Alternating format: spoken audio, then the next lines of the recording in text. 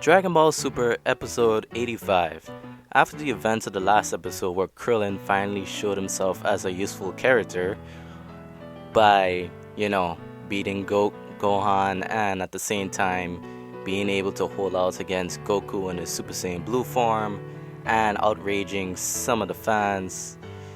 Hooray! I mean, it's kind of obvious that Goku was holding back on his best friend to not kill him, and as for Gohan, well, I'm not sure. But I actually still like that last episode.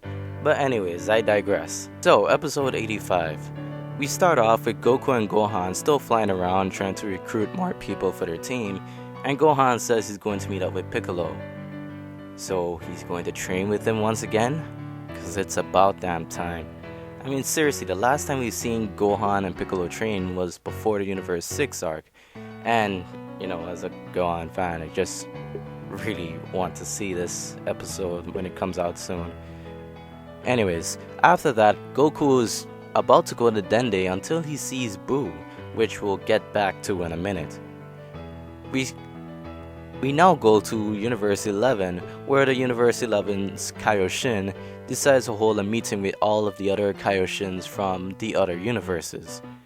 And basically, he was talking to the Kaioshins and asking for all of them to just come together and ask the Omni Kings or Zeno-samas to reconsider their decision of destroying these universes. In the end, the other Kaioshins decided not to do it.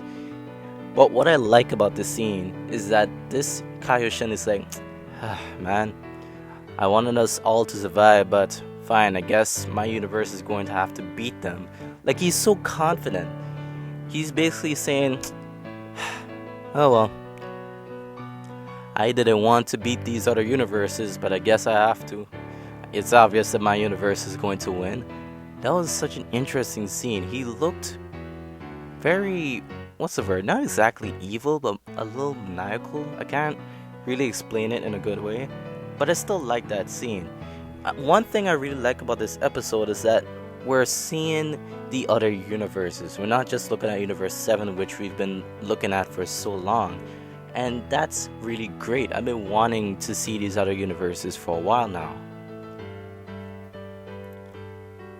We now go back to Goku and he sees Boo in his new buff looking form, I guess.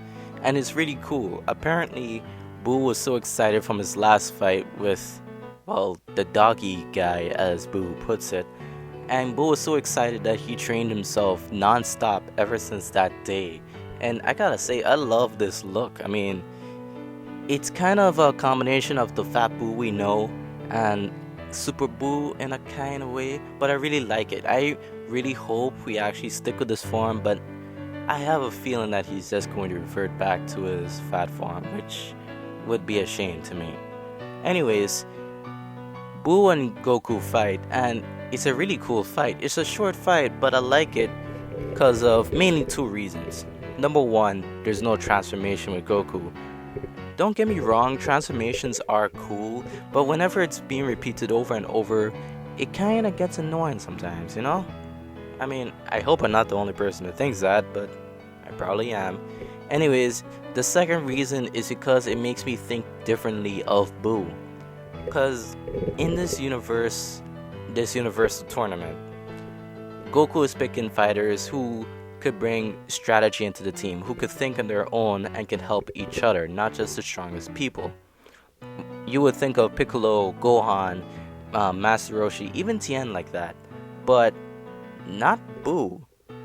I've always seen Boo as a very powerful character, but very childish. He's like a kid with a gun.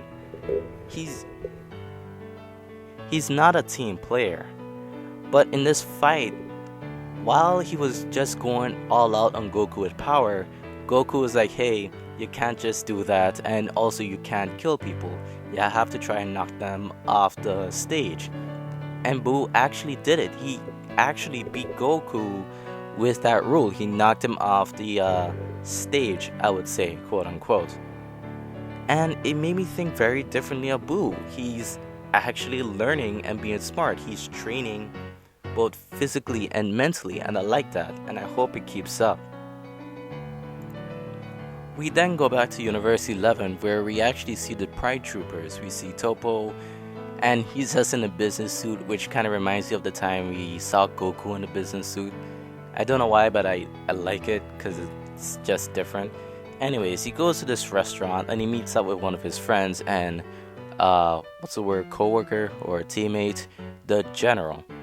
And they're just talking, and eventually they have to go and meet up with another member of the Pride Troopers, the Beerus lookalike, and he's fighting against this giant monster. They team up and fight against this monster, and I gotta be honest, whenever I'm seeing these Pride Troopers, it gives me the vibes of Star Trek and Power Rangers. I swear to God.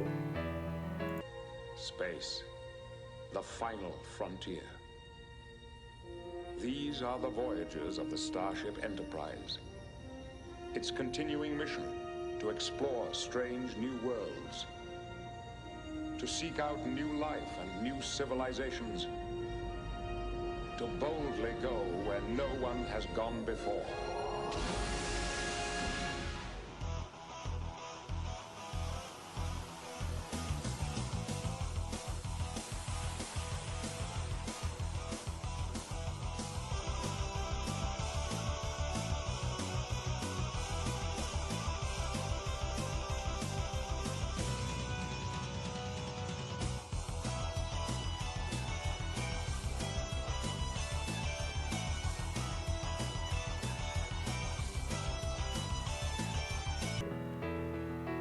They are the Star Rangers. I mean, Pride Troopers. Potato, potato. But it was actually kind of cool seeing these three different characters work together, and we actually see how these Pride Troopers work. They're like an intergalactic team, so they'll have these different heroes placed on different planets as far as I've seen, and of course they're discussing what they're gonna do in this tournament of power, and the Beerus lookalike is saying, hey, we gotta get Jiren.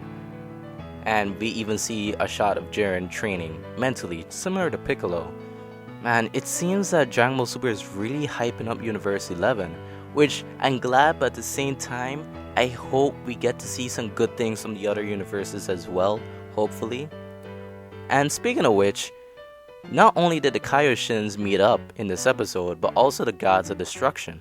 Champa actually held a meeting with all the other Gods of Destructions, except for Beerus. Oh, and I know I forgot to say this, but for the Kaioshin meeting, they didn't invite the Kaioshin from Universe 7. Anyways, back to the God of Destruction meeting. So Champa is joking around, and he's basically saying, hey, you guys better not cheat. And I'm just face-palming myself like, bro, I mean, they're dealing with a god that could literally erase them from existence. I don't think they would want to cheat. But it's still kind of cool seeing these different Gods of Destructions just communicating with each other. In the end, the Universe 11's God of Destruction, Vermouth, I hope I'm saying that correctly, he's also confident about the Pride Troopers. He's saying, man, I don't care about this meeting here. My team is definitely going to win this, okay? I really don't give a crap about you guys. And, man, they're really confident. They really are. But I like how Vados brings up the point that you guys should be very grateful to Goku, because if he didn't bring up this whole idea of the Universal Tournament, you know, I keep saying Universal Tournament even though it's actually called Tournament of Power. I kind of like Universal Tournament better. Anyways, Vados says that you guys should be grateful for Goku, because if he didn't come up with the idea, the Omni Kings would have destroyed all the universes anyway. And I'm like, yeah, you really gotta bring that up, because I know a lot of you guys are hating him, which they still are even after Vados said that, but they should really take that into consideration.